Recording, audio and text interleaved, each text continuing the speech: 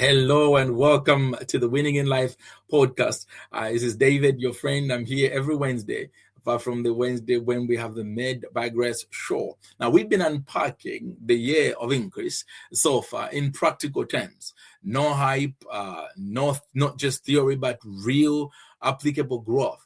And in tonight's episode, which I've entitled Environment for Increase, I am to build on that, see if we can give somebody understanding and we win together this year. Because sometimes the issue in life is not your lack of faith or your faith or what the size of your faith at all. It is sometimes not even your discipline or a lack of it. Sometimes it is not even about your vision. It is all about environment. And that's what we're going to talk about today, environment. And so the first thing is that you must understand, the first lesson, that is that environment increase responds to environment. Increase responds to environment. There is a direct correlation between increase and your environment. In the book of Psalms, Psalm 1, 2, 3, Psalm chapter 1 and verse 1 to 3, the Bible says, talks about how that he shall be like a tree planted by the rivers of water. So the person who does not keep the company of corrupt people, if you like, messed up people, but keeps good company, this individual shall be like a tree that is planted by the rivers of water. And when there's a difference between bringing a cup of water and watering a plant and a plant that is planted at the source or by the river or where the actual fresh water comes from the source. Notice something powerful. The tree does not struggle to produce fruit. I have never in my whole life seen a tree crying or praying or binding the devil so that it can produce the fruit it's supposed to produce. I grew up, first part of my life, I should stop saying I grew up in Zambia because I spent most of my time here. But hey, growing up, I remember we used to have fruit trees all over the place. Even now, when I go back to my parents' house, we got mango trees at home, guava trees, papaya, and banana. There's all sorts of things at home, avocado. And so if you wanted a fruit, you just go up the tree and you get the fruit. Now, I never in my whole life saw a single tree praying that it will produce mangoes. I never saw a mango tree going Shandai, Shaka Zulu, Shaka Khan, all that I may produce mangoes. No, because it came natural, because it was meant to produce fruit. And so in the same way, when you are planted in the right environment and you're the right tree, you will produce the right fruit that you're supposed to produce. All the tree does is simply remains planted in the right environment. Increase, you see, is natural in the right atmosphere. Increase in the right atmosphere is absolutely natural. And here's the thing: you cannot expect consistent increase in a consistently draining environment. So you cannot expect consistent increase when you are consistently in a draining environment. Environment includes the people around you. You might be wondering what I'm talking about. I'm not talking about global warming tonight. When I'm talking about environment, it's Einstein who said insanity is doing the same thing, expecting a different result. So you cannot be in a messed up environment and expect to have increase in your life this year. Yes, this is a year of increase, but you're going to have to do your part. You see, your environment includes the people that you surround yourself with, the people that you hang out with, the people that you spend time with, the people that you listen to, the voice that you're listening to, the conversations that you entertain. Your environment involves the content that you're consuming, whether it's digital content or media or online content or television, whatever. This is all part of your environment. The environment also involves your culture, the culture that you actually tolerate. So, because there's the different cultures going around there's nothing you can do about that. But I'm specifically talking about the culture that you tolerate to be in your life or around you. And your environment also involves the physical space in which you live. That is your environment, your studio, your office, my environment here, where my studio, that's my environment right now. Wherever you are, your physical space forms part of your environment. So as you know, when I try to teach practical lessons, I try to use case studies and look at that, see if we can glean lessons from real people that lived a real life. And so the case study for today, as we look at environment for increase, I want to look at a case study of Lot and Abraham. You probably are familiar with this story of Abraham and Lot. Abraham hears a word from God. God says, leave your people and go to a place I'm going to show you. And by faith, he leaves without knowing where he was going to go. But then he takes with him Lot. Now, notice that I'm not going to get into that right now because I'm not preaching. On Wednesdays, I try to just teach and not preach. There is something that's happening here. God doesn't tell him to take Lot. He tells him to leave his people and go. And sometimes we create our own problems, our own situations, and we turn around and begin to blame God for it. Or we turn around and blame the devil for it, or whoever we want to blame, or refuse to take responsibility. Because you notice that whatever problems Abraham encountered with his nephew Lot were not created by God. God didn't actually tell him to take Lot. He told him to just leave. But I'll leave that for another class, like I said. But in Genesis 13, the Bible shows us that Abraham and Lot decided to go separate ways because their workers and their livestock and the people with them were fighting amongst themselves, and there was no peace between the two camps. Now, Lot chose a land that was that looked prosperous at the time, which we now know to be Sodom and Gomorrah. And it looked green, it looked promising, it looked great at the time, because when you see things from the eyes of a natural realm, you do not see beyond what lies on the other side. But when you see with your eyes of understanding, it doesn't matter where you are, because God, who has showed you to go there, will surely see you through. Now, Lord chose that land because it looked good. Sodom and Gomorrah looked brilliant at the time, but the environment was corrupt. So the economics was adding up, the mathematics was mathing, the food was looking good, the restaurants were probably great, there were probably great job opportunities, business opportunities, but the environment morally was absolutely corrupt. And so Abraham decided to make a decision very differently. His decision was informed by not by what it looked like, but what it could be, because obviously he must have been moved by God. It was a man of faith. The environment that he chose didn't look like much, but because he got planted there with the blessing, God was able to turn around any situation or any place that he was in. So here you notice that Abraham chose different, and God increased him steadily where he went. And here is the lesson. Not every place that looks good is good for you. I'm going to say that again. Not every place that looks good is good for you. Environment will affect your life in so many ways. And these are some of the ways that the environment will affect you. It will affect your decision making. It will affect your moral strength. What you surround yourself with will inform what kind of decisions you make. What you surround yourself with will inform what kind of moral decisions you make, or the stability of your morality. It will affect the clarity of your vision. And I hope you have a vision for your life when you're going somewhere. But your environment will inform and affect directly the clarity of your vision. If it's a toxic environment, it probably clouds your vision. You won't be able to see clearly where you're going, because it will have a direct impact on that. Your environment will also affect your spiritual health. You will compromise on sin and things like that easily, because your environment has created that atmosphere of compromise, where the fear of God has gone through the window, because it's okay. Most of you use the word we live by grace to do whatever you want to do, even though we know that grace is not a license for sin. But your environment will sometimes desensitize you from holiness and from doing the right thing, because it is the right thing, because you find ways to justify the wrong, because everything around you, the people around you, and the things that you surround yourself with support the morally corrupt behavior. So it begins to look normal. It begins to look okay, like it's not a big deal. You see, and here is how we can bring this to where we are today. First thing you need to look at: consider your circle. What does it look like? First Corinthians chapter 15 and verse 33.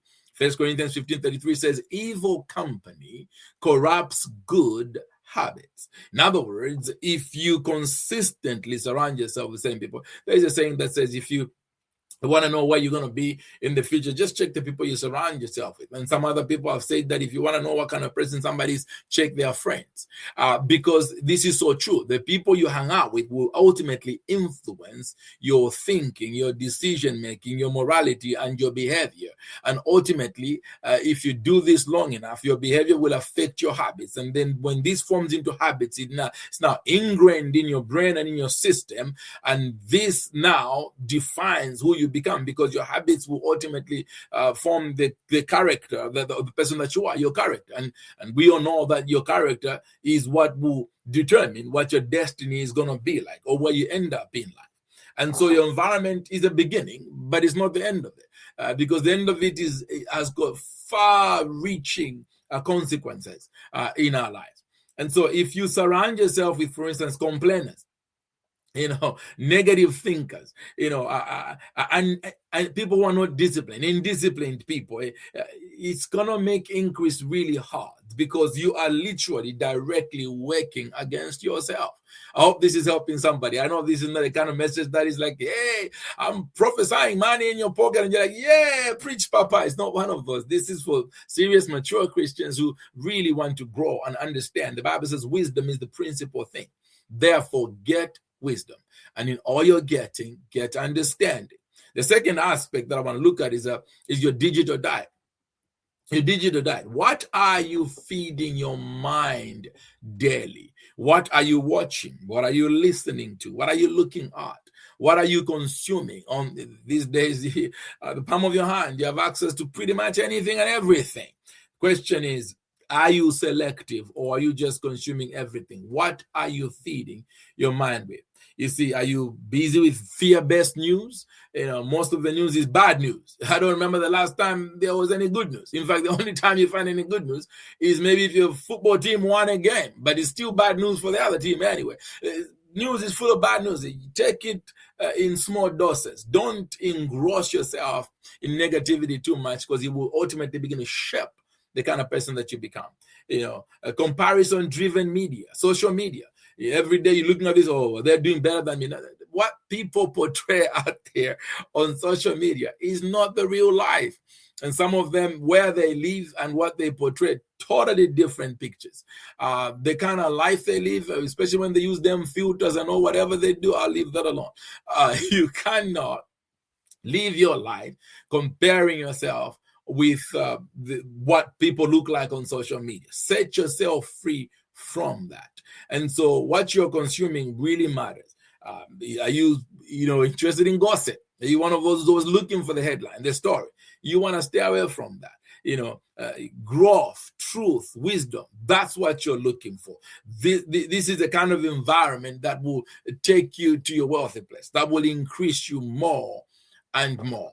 And so there is nothing wrong with the digital world and social media and whatever. It's about your choices. You must be selective if you want to get ahead in life. You can't just consume everything and anything. You must be extremely selective, especially because it's just so available out there. But with that availability also comes a lot of toxicity. That means available toxicity out there. Let's see if we can go to the third one. Your physical odor.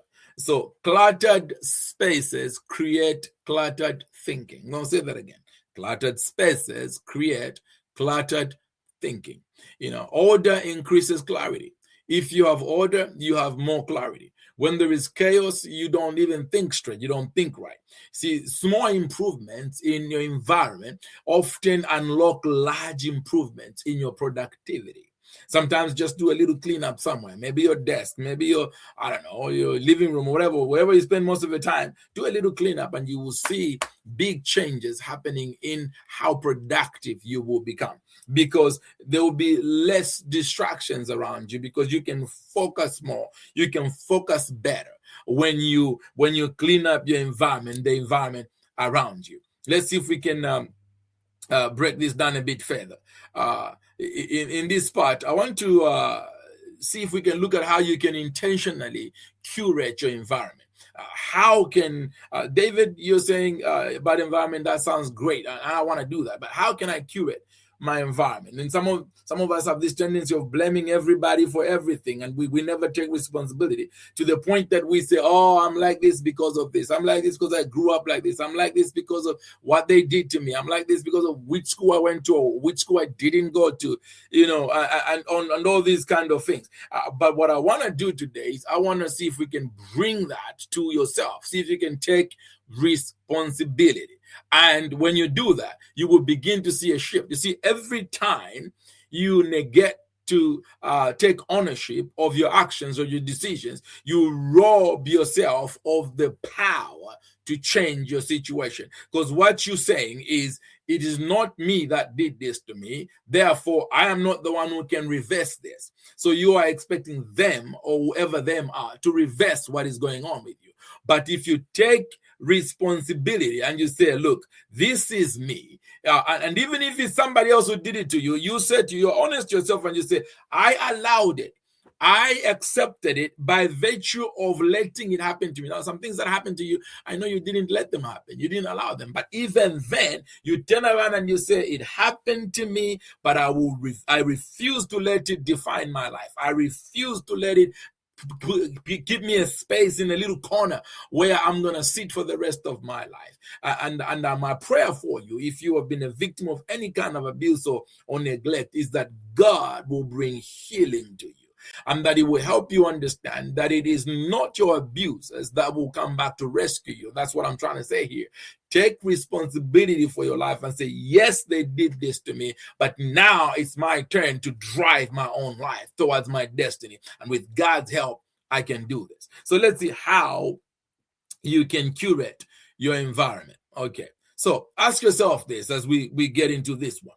Who is influencing my mindset right now? Who do I listen to? Who is influencing my mindset? That's a good question. You don't need to type it in, but ask yourself that question. Second question I want you to ask yourself is, what is shaping my emotions every day? So what is shaping my emotions daily? Ask yourself, does my environment support who I want to become? Does my environment right now, my current environment, does it support who I want to become?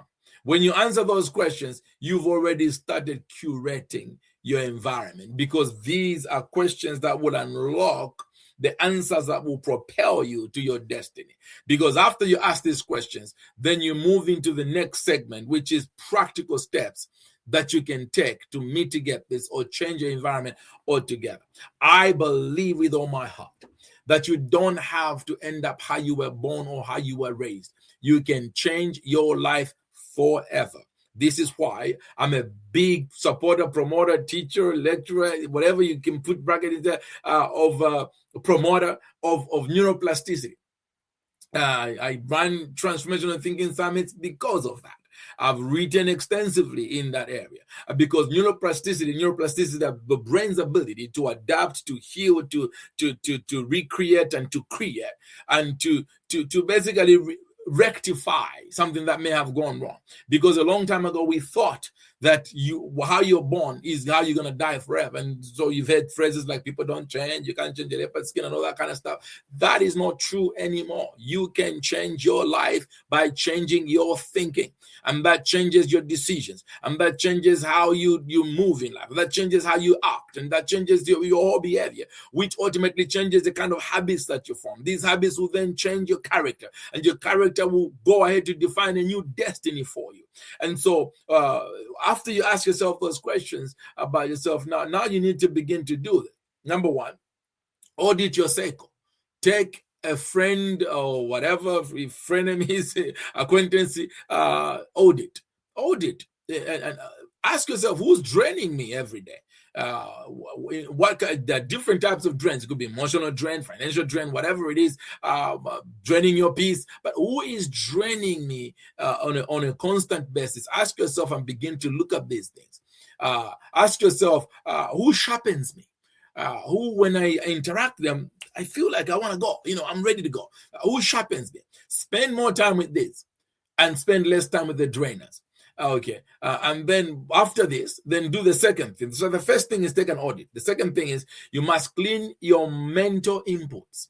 Clean your mental inputs. What do I mean by that? Unfollow what triggers comparison. For instance, if, for instance, every time you go to Facebook, you're always intimidated or you want to be like this, just don't look at it anymore. Unfollow it, block it, whatever, and move on. Clean up your mental input, what you're listening to, what you're watching, what you're looking at, whether it's social media or Netflix or whatever, YouTube. Just clean that up and limit negativity as much as you can.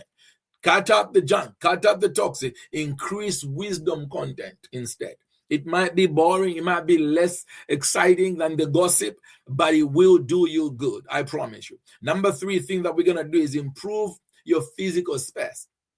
So just one physical space. So this week, make a decision. I'm going to improve just one physical space. Just pick one. It could be your desk, or it could be your bedroom, or it could be, I don't know, your kitchen, or it could be your driveway, it could be your garden. Just pick one. It could be your car. Some of you, when you get in your car, you can't even see your steering wheel. There's rubbish everywhere. I don't like a dirty car, but whatever you're going to pick something that you're going to tidy up and clean and start from there. Small steps. It could be your bedroom, whatever it is, your office. The order invites clarity in your life. So don't do it all at once. You will get overwhelmed, but pick something this week that you can clean up. Number 4 thing that you can do to curate your environment is create a growth atmosphere. Create a growth atmosphere. What do I mean by that?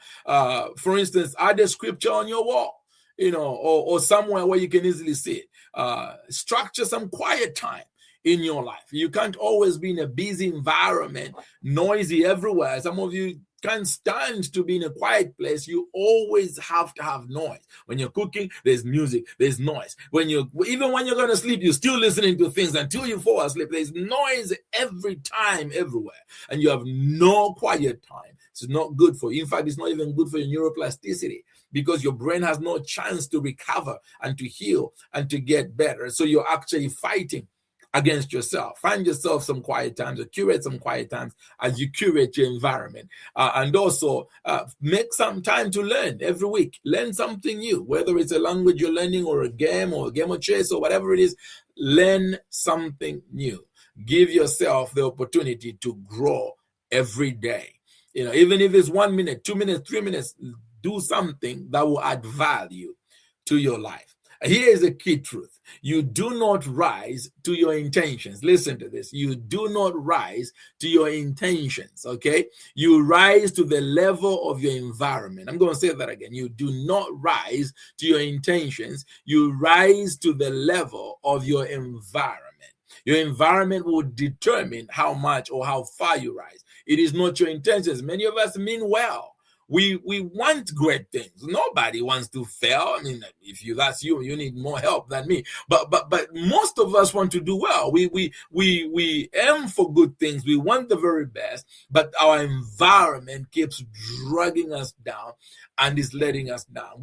You imagine yourself as a crab. Okay, if you want increase, listen, upgrade the space around your life. If we upgrade the space around your life will upgrade automatically. If you think of a crab, for instance, a story is said of a man who went to buy a fish tank. And when he went there, he found that one of the fish tanks had no cover on it, but it had loads of crabs in it. They were moving around, very active, some of them climbing. And he said, are they not going to escape? Why are you not covering the crab tank? And they said to him, oh, no, we don't need to cover the crab tank, because crabs do not allow other crabs to leave. So in other words, every time one crab tries to climb up, the other ones pull him down. And some of you have been in environments like this where there's a crab culture around you. I pray God will help you escape such a culture. This is an environment where every time you share an idea, they put you down, oh, it's not going to work. They'll shoot you down and you're now just depressed. You don't even want to do it. That is a crab culture, crab environment. And I hope you are not the crab that is busy pulling other people down. God forbid. There are some cultures which are just built around crab culture. They will never celebrate other people's success. If they see you going up, they will do everything they can to bring you down, to kill your dream, to discourage you. In fact, some of them even pray that you fail. They are just praying, oh, I hope it doesn't work. That's witchcraft. That's not even prayer. Stop it if you're doing that. But the crab culture environment is killing many dreams. And if you find yourself in such an environment, I pray God will help you escape. Only by a miracle will you escape, and you must fight hard, because it's not easy to get out of a crab tank when there are other crabs pulling it down. It will take sheer power, determination, and the absolute tenacity. You're going to have to be determined this year to say, this is my year of increase. Nothing and nobody is going to hold me down. I'm getting out of here. And whatever you do, push back and kick back as they try to pull you down, and cover your ears and don't listen to the naysayers, and stay focused with the razor sharp focus like a flint, and move forward, forgetting the past, pressing forward towards your goal. May God help you and give you God's speed so that you can come out, because I am determined to take with me as many as I can this year, all the way to the top. Listen, you were meant to be a blessing. You are actually too blessed to be cursed. Your life is a miracle. Your life is a blessing going somewhere to happen. Your life is meant to be a blessing to so many. And every time you refuse to fulfill your greatest potential, you're not only robbing yourself of what you can be, but you are robbing us, you are robbing this generation and many generations to come of something that only you can do. Because guess what? Nobody else can do what you can do. Nobody else can do what you were born to do. Only you can do that. So when you negate that, when you refuse to answer the call of your destiny, you not only rob yourself, which is sad in itself, but you rob the entire generation and many generations after that of the gift that only you could have brought to the table and to this world and to many generations to come. So I pray you will rise up and you will fight and you will refuse to be put down. Listen, even if they refuse to give you a table, a seat at the table, create your own table. Make your own table. You may not have been born with a silver spoon. I don't care. Make your own silver spoon. But this is the year you're going to push, kick, and press forward until you win. And it's not going to be over until you win. And your last word shall surely be victory in Jesus' mighty name. I need you to declare some things with me before we go tonight. I need you to declare and say, I position myself for increase. Say it like you mean it. If you can, say it in the place where you are. I position myself for increase. I choose environments that strengthen me. Make this be your internal belief. I remove everything that drains me. Do this consciously, deliberately. I remove everything that drains me. This is my year of increase. Nothing and nobody will pull me down. I refuse to give the crabs permission to put me down. I will step on them and jump on up and rise up and get out of that environment that has been stifling me, because God's got my back. He's on my side and I have the blessing on me. I am too blessed to be cursed, and nothing and nobody can stop that. Nobody can curse whom the Lord has blessed. Nobody can demote whom the Lord has promoted. Listen, the blessing is stronger than the curse. And so increase the things that promote you, the things that raise you up, and decrease the things that put you down. You see, in this year of increase, we're talking about the environment for increase. Increase is not accidental. Not at all. It flows specifically and deliberately and for a reason. And if you want to know where increase flows where faith is practiced. Increase flows where habits are consistent. And we're talking good habits here, consistent. Increase flows where pressure is managed. Otherwise, it's just chaotic and stressful. Pressure must be managed. Then increase will flow. Increase flows where there is an environment that is aligned with your vision and where you're going. There, increase will flourish. And so, my friends, my family, listen, wherever you're joining us from in the world, position yourself and your atmosphere wisely. Position your environment wisely. And this is how you win in life. Father God, I thank you for these, your precious children. I pray that you bless everybody listening to the sound of my voice today, wherever they're joining me from in the world, that they will increase more and more. We pull down strongholds that may be holding any of us back right now. We pray that you will give us the wisdom, the strength, and the courage to rise above our distractions, rise above toxicity, rise above environments that are designed to block us or stop us from reaching our goal and get into our intended purpose. We thank you for the blessing, which is stronger than the curse. We receive the blessing tonight. I pray now, Lord, as we close, that you bless everybody listening to the sound of my voice right now, that you will increase them more and more in Jesus' mighty name. We give you praise. We give you glory. Listen, guys, thank you so much for joining me on this Winning in Life podcast. I don't take it for granted. I appreciate you. I look forward to seeing you again next week when we go live again with another Winning in Life podcast. And I pray and hope that this has been a blessing to you. Until next time, stay blessed and see you soon. Winning in Life.